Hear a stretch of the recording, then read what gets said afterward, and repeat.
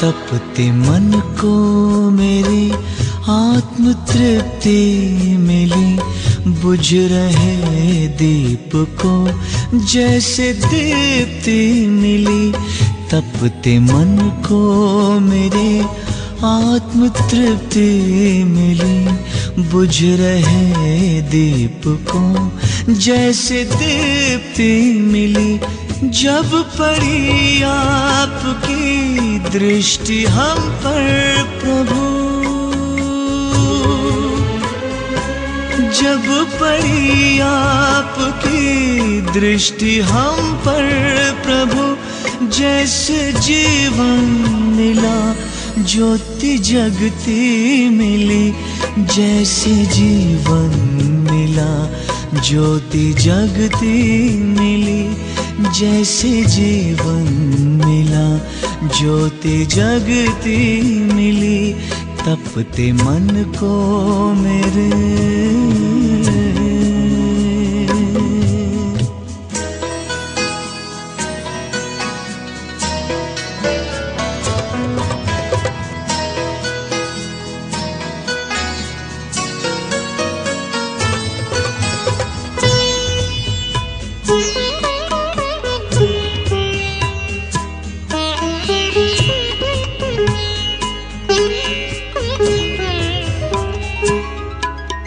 रात अंधियारी थी, राह भटकन भरी, नन्ही सी नाव थी वो भी टूटी हुई।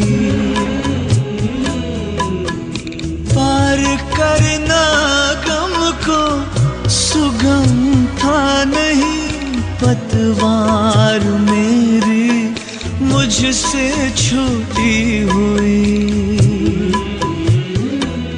पार सागर हुए, पार सागर हुए, पार सागर हुए, पार सागर हुए। ऐसी शक्ति मिली बुझ रहे दीप को जैसे दीप्ति मिली। तपते मन को मेरे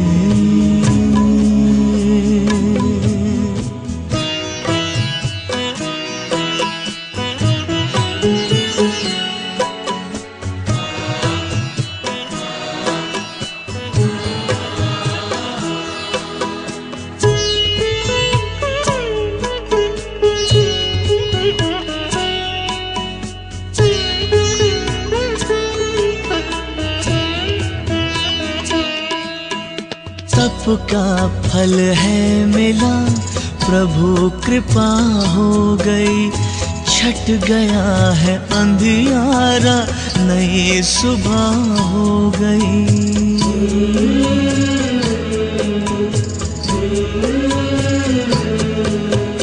जन्मों के पुण्य मेरे आज उदय हो गए। जीवन की हर डगर उजियारी हो गई। ज्ञान चक्षु खुले, दिव्य दृष्टि मिली।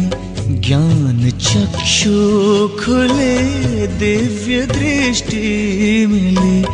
बुझ रहे दीप को जैसे दीप्ति मिली। जब पड़ी आपकी दृष्टि हम पर प्रभु, जब पड़ी आपकी दृष्टि हम पर प्रभु, जैसे जीवन मिला ज्योति जगती मिली। जैसे जीवन मिला ज्योति जगती मिली। जैसे जीवन मिला ज्योति जगती मिली। तपते मन को मेरे आत्म तृप्ति मिली। बुझ रहे दीप को जैसे दीप्ति मिली। तपते मन को मेरे आत्म तृप्ति मिली, बुझ रहे दीप को जैसे दीप्ति मिली। तपते मन को मेरे आत्म तृप्ति मिली, बुझ रहे दीप को जैसे ओम शांति। 2 मार्च 2023 प्यारे बाप दादा के मधुर महावाक्य। मीठे बच्चे, यह नॉलेज बिल्कुल शांति की है। इसमें कुछ भी बोलना नहीं है, सिर्फ शांति के सागर बाप को याद करते रहो। प्रश्न: उन्नति का आधार क्या है? बाप की शिक्षाओं को धारण कब कर सकेंगे? उत्तर: उन्नति का आधार है लव। एक बाप से सच्चा प्यार चाहिए। नज़दीक रहते भी यदि उन्नति नहीं होती तो ज़रूर लव की कमी है। लव हो तो बाप को याद करें। याद करने से सब शिक्षाओं को धारण कर सकते हैं। उन्नति के लिए अपना सच्चा चार्ट लिखो। बाबा से कोई भी बात छिपाओ नहीं। आत्म अभिमानी बनते खुद को सुधारते रहो। ओम शांति। बच्चे, अपने को आत्मा समझकर बैठो और बाप को याद करो। बाबा पूछते हैं, जब भी कहाँ सभा में भाषण करते हो तो घड़ी घड़ी यह पूछते हो कि तुम अपने को आत्मा समझते हो या देह? अपने को आत्मा समझकर यहाँ बैठो। आत्मा ही पुनर्जन्म में आती है। अपने को आत्मा समझ परमपिता परमात्मा को याद करो। बाप को याद करने से ही तुम्हारे विकर्म विनाश होंगे। इसको योग अग्नि कहा जाता है। निराकार बाप निराकारी बच्चों को कहते हैं, मुझे याद करने से तुम्हारे पाप कट जाएंगे और तुम पावन बन जाएंगे। फिर तुम मुक्ति, जीवन मुक्ति को पाएंगे। सभी को मुक्ति के बाद जीवन मुक्ति में आना है जरूर। तो घड़ी घड़ी यह कहना पड़े कि अपने को आत्मा निश्चय करके बैठो। भाइयों और बहनों, अपने को आत्मा समझ बैठो और बाप को याद करो। यह फरमान बाप ने ही दिया है। यह है याद की यात्रा। बाप कहते हैं, मेरे साथ बुद्धि का योग लगाओ तो तुम्हारे जन्म जन्मांतर के पाप भस्म हो जाएंगे। यह घड़ी घड़ी तुम याद कराएंगे, समझाएंगे, तब समझेंगे कि आत्मा अविनाशी है, देह विनाशी है। अविनाशी आत्मा ही विनाशी देह धारण कर पार्ट बजाए एक शरीर छोड़ फिर दूसरा लेती है। आत्मा का स्वधर्म तो शांति है। वो अपने स्वधर्म को भी नहीं जानते हैं। अब बाप कहते हैं, मुझे याद करो तो विकर्म विनाश होंगे। मूल बात यह है, पहले पहले तुम बच्चों को यही मेहनत करनी है। बेहद का बाप आत्माओं को कहते हैं, इसमें कोई शास्त्र उठाने की दरकार नहीं। तुम गीता का मिसाल देते हो तो भी कहते हैं, तुम सिर्फ गीता उठाते हो, वेदों का नाम क्यों नहीं लेते हो? बाबा ने कहा, उनसे पूछो वेद किस धर्म का शास्त्र है? कहते हैं आर्य धर्म का। आर्य किसको कहते हैं? हिंदू धर्म तो है नहीं, आदि सनातन तो है ही देवी देवता धर्म। फिर आर्य कौन सा धर्म है? आर्य तो आर्य समाजियों का धर्म होगा। आर्य धर्म तो नाम ही नहीं है। आर्य धर्म किसने स्थापन किया? तुमको वास्तव में गीता को भी नहीं उठाना है।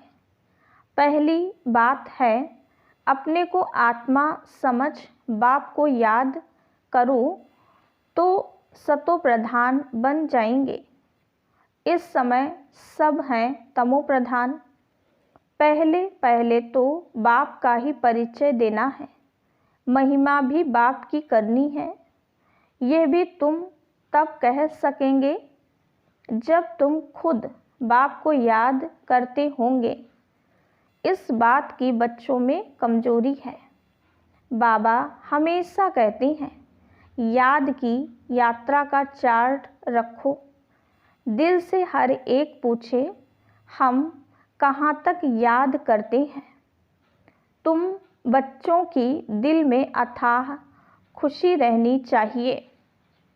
तुमको अंदरूनी खुशी होगी तो दूसरों को भी समझाने का असर होगा। पहली मूल बात यही कहना है कि भाइयों और बहनों, अपने को आत्मा समझो। ऐसे और कोई सत्संग में नहीं कहेंगे। वास्तव में सत्संग कोई है नहीं। सत का संग एक ही है, बाकी है कुसंग। यहाँ है बिल्कुल नई बात। वेदों से तो कोई धर्म स्थापन हुआ ही नहीं है, तो हम वेदों को क्यों उठाएं? कोई में भी यह नॉलेज है नहीं। खुद ही कहते हैं नेति नेति, अर्थात हम नहीं जानते हैं, तो नास्तिक हुए ना। अब बाप स्वयं कहते हैं आस्तिक बनो, अपने को आत्मा समझो। यह बातें गीता में कुछ हैं, वेदों में है नहीं। वेद उपनिषद तो ढेर हैं। अब वो किस धर्म का शास्त्र है? मनुष्य तो अपनी बातें करते हैं, तुमको किसका भी सुनना नहीं है। बाप तो सहज समझाते हैं, अपने को आत्मा समझ बाप को याद करो तो पावन बन जाएंगे। इसलिए वर्ल्ड की हिस्ट्री ज्योग्राफी को जानना है। तुम्हारा यह त्रिमूर्ति गोला है मुख्य, इनमें सब धर्म आ जाते हैं। पहले पहले है देवी देवता धर्म। बाबा ने कहा है त्रिमूर्ति गोला बड़ा बड़ा बनाकर दिल्ली के मुख्य स्थान पर, जहाँ आना जाना बहुत हो, वहाँ लगा दो। 3 सीट पर हो। सीढ़ी में तो और धर्मों का नहीं आता है। मुख्य यह 2 चित्र हैं, समझाना ही इस पर है। पहले है बाप का परिचय। बाप से ही वर्षा मिलता है। इस बात का निश्चय कराने बिगर तुम्हारा कुछ भी कोई समझ नहीं सकेगा। एक बाप को ही नहीं समझा है तो दूसरे चित्रों पर ले जाना ही फालतू है। अलिफ को समझने बिगर कुछ भी समझेंगे नहीं। बाप के परिचय बिगर और कोई भी बात ना करो। बाप से ही बेहद का वर्षा मिलता है। बाबा ख्याल करता है ऐसी सहज बात क्यों नहीं समझते हैं? तुम्हारी आत्मा का बाप वो शिव है, उनसे ही वर्षा मिलता है। तुम सब आपस में ब्रदर्स हो।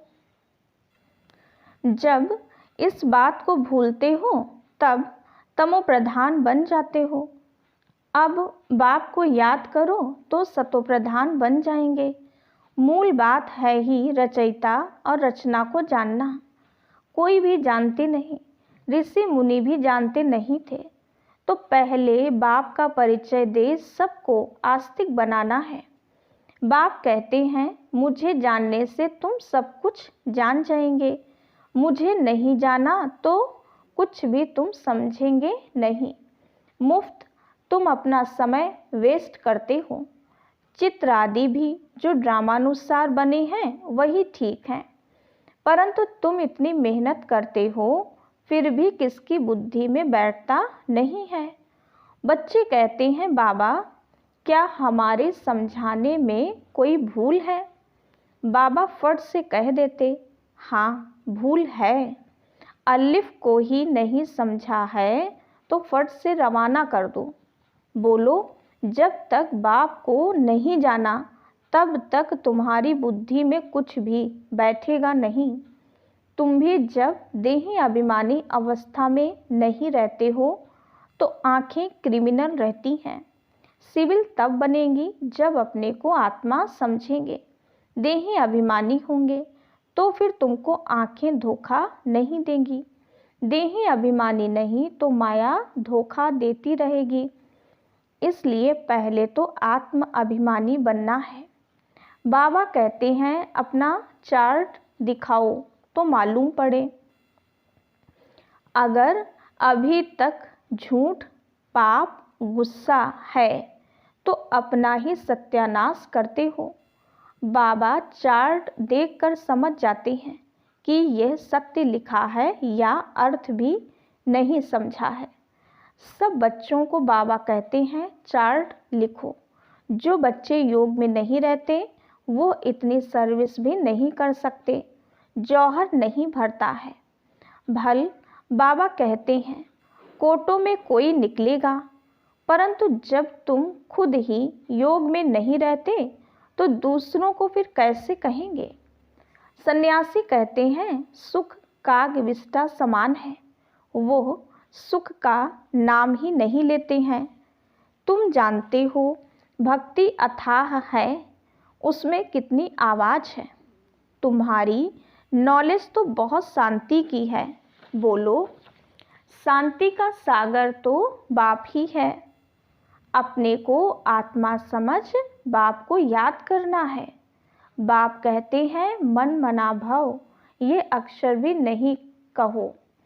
हिंदुस्तान की है हिंदी भाषा, फिर संस्कृत दूसरी भाषा क्यों? अब इन सब भाषाओं को छोड़ो, पहले तुम भाषण करो कि अपने को आत्मा समझो। बहुत हैं जो अपने को आत्मा भी नहीं समझ सकते, याद नहीं कर सकते। अपने घाटे को कोई समझ ना सके। कल्याण तो है ही बाप की याद में। और कोई सत्संग में ऐसे नहीं कहते हैं कि अपने को आत्मा समझ बाप को याद करो। बच्चे कभी बाप को एक जगह बैठ याद करते हैं क्या? उठते बैठते बाप की याद है ही। आत्म अभिमानी बनने की प्रैक्टिस करनी है। तुम बहुत बोलते हो, इतना बोलना नहीं चाहिए। मूल बात है याद के यात्रा की। योग अग्नि से ही तुम पावन बनेंगे। इस समय सब दुखी हैं। सुख मिलता ही है पावन बनने से। तुम आत्म अभिमानी हो, किसको समझाएंगे तो उनको तीर लगेगा। कोई खुद विकारी है और किसको कहें निर्विकारी बनो तो उनको तीर नहीं लगेगा। बाप कहते हैं, बच्चे तुम खुद याद की यात्रा पर नहीं रहते, इसलिए तीर भी नहीं लगता। अब बाप कहते हैं, बीती सो बीती, पहले अपने को सुधारो। दिल से पूछो, हम अपने को आत्मा समझ बाप को कितना याद करते हैं? जो बाप हमको विश्व का मालिक बनाते हैं। हम शिव बाबा के बच्चे हैं तो जरूर हमको विश्व का मालिक बनना है। वही एक मासूक आकर तुम्हारे सामने खड़ा हुआ है तो उनके साथ बहुत लव होना चाहिए। लव माना याद। शादी होती है तो स्त्री का पति के साथ कितना लव होता है। तुम्हारी भी सगाई हुई है, शादी नहीं। वो तो जब विष्णुपुरी में जाएंगे, पहले शिव बाबा के पास जाएंगे, फिर ससुर घर जाएंगे। सगाई की खुशी कम होती है क्या? सगाई हुई और याद पक्की हुई। सतयुग में भी सगाई होती है, परंतु वहाँ सगाई कब टूटती नहीं है। अकाले मृत्यु नहीं होती, यह तो यहाँ होती है। तुम बच्चों को भी गृहस्थ व्यवहार में रहते पवित्र बनना है। भले बहुत नज़दीक में रहते हैं फिर भी उन्नति नहीं होती है। जो उस लव से आते हैं उनकी बहुत उन्नति होती है। याद ही नहीं तो लव भी नहीं रहता, तो उनकी शिक्षाओं को भी धारण नहीं कर सकते। भगवानुवाच, तुम बच्चे सबको यही पैगाम दो कि काम महाशत्रु है जो आदि मध्य अंत दुख देता है। तुम तो पवित्र सतयुग के मालिक थे, अभी तुम गिरकर गंदे बन पड़े हो। अब ये अंतिम जन्म फिर से पवित्र बनो। काम चिता पर बैठने का हथियाला कैंसिल करो। तुम बच्चे जब योग में बोलेंगे तब किसकी बुद्धि में बैठेगा। ज्ञान तलवार में योग का जौहर चाहिए। पहली मुख्य है एक बात। बच्चे कहते हैं बाबा हम बहुत मेहनत करते हैं तब मुश्किल कोई निकलता है। बाबा कहते हैं योग में रहकर समझाओ, याद की यात्रा की मेहनत करो। रावण से हार कर विकारी बने हो, अब निर्विकारी बनो। बाप की याद से तुम्हारी सब मनोकामनाएं पूर्ण हो जाएंगी। बाबा स्वर्ग का मालिक बनाते हैं। बाबा डायरेक्शन तो बहुत देते हैं परंतु बच्चे अच्छी तरह कैच नहीं करते हैं और बातों में चले जाते हैं। मुख्य तो बाप का पैगाम दो, परंतु खुद ही याद नहीं करेंगे तो दूसरों को कैसे कहेंगे। ठगी नहीं चलेगी। दूसरों को कहे विकार में नहीं जाओ, खुद जाए तो जरूर दिल खाएगी। ऐसे भी ठग हैं। इसलिए बाबा कहते हैं मूल बात है ही अलिफ। अलिफ को जानने से तुम सब कुछ जान जाएंगे। अलिफ को ना जानने से तुम कुछ भी समझ नहीं सकेंगे। अच्छा, मीठे मीठे सिकीलधे बच्चों प्रति माता पिता बाप दादा का याद प्यार और गुड मॉर्निंग। रूहानी बाप की रूहानी बच्चों को नमस्ते। हम रूहानी बच्चों की रूहानी बाप दादा को याद प्यार गुड मॉर्निंग और नमस्ते। धारणा के लिए मुख्य सार। पहली पॉइंट, अंदरूनी बाप के याद की खुशी में रहकर फिर दूसरों को बाप का परिचय देना है। सबको एक बाप की महिमा सुनानी है। दूसरी पॉइंट, आत्म अभिमानी बनने की बहुत प्रैक्टिस करनी है। बहुत बोलना नहीं है। बीती सो बीती कर पहले स्वयं को सुधारना है। याद की यात्रा का सच्चा चार्ट रखना है। वरदान, ब्राह्मण जीवन में वैरायटी अनुभूतियों द्वारा रमणीकता का अनुभव करने वाले संपन्न आत्मा भव। जीवन में हर मनुष्य आत्मा की पसंदी वैरायटी है, तो सारे दिन में भिन्न भिन्न संबंध भिन्न भिन्न स्वरूप का वैरायटी अनुभव करो तो बहुत रमणीक जीवन का अनुभव करेंगे। ब्राह्मण जीवन भगवान से सर्व संबंध अनुभव करने वाली संपन्न जीवन है। इसलिए एक भी संबंध की कमी नहीं करना। अगर कोई छोटा या हल्का आत्मा का संबंध मिक्स हो गया तो सर्व शब्द समाप्त हो जाएगा। जहाँ सर्व है वहाँ ही संपन्नता है। इसलिए सर्व संबंधों से स्मृति स्वरूप बनो। स्लोगन, बाप समान अव्यक्त रूपधारी बन प्रकृति के हर दृश्य को देखो तो हलचल में नहीं आएंगे। अच्छा, ओम शांति।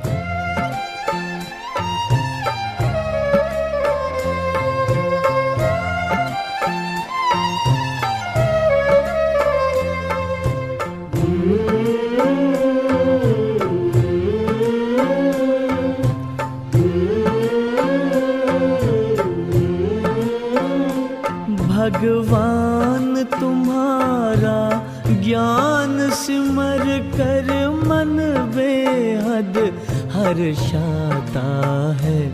आनंद मगन आत्म पंछी, आनंद मगन आत्म पंछी अंबर में कहीं खो जाता है।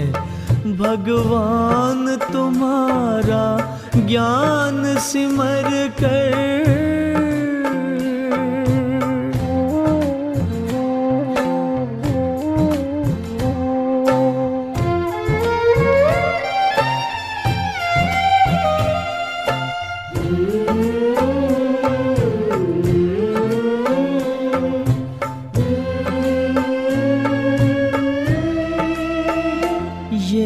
परम ज्ञान अब तक न पढ़ा न लिखा गया है किताबों में।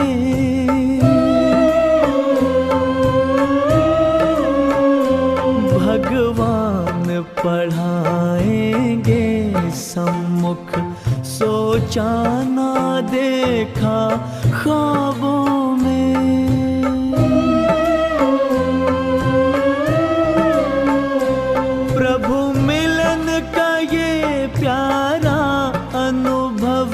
प्रभु मिलन का ये प्यारा अनुभव शब्दों में कहा नहीं जाता है।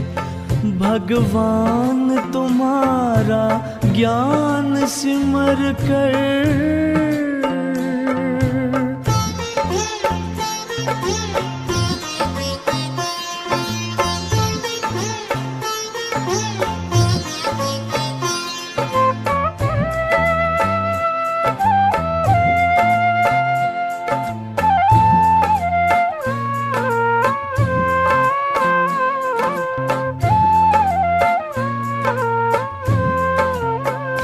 सागर की लहर लहराती है, मुरली की मीठी तानों में।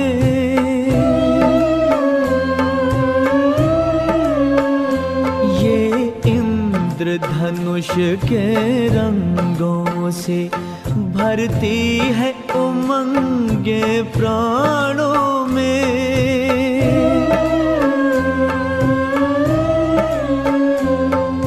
सिहर सिहर मन मचल मचल, तन सिहर सिहर मन मचल मचल, हर पल तेरे गुण गाता है। भगवान तुम्हारा ज्ञान सिमर कर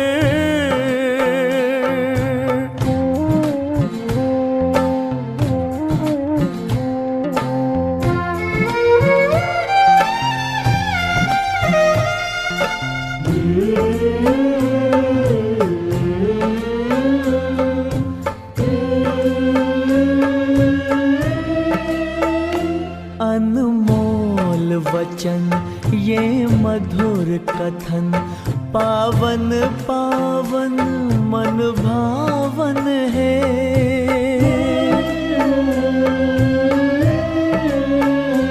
विश्वास चमकता जीवन में, मन आंगन में सुख सावन है।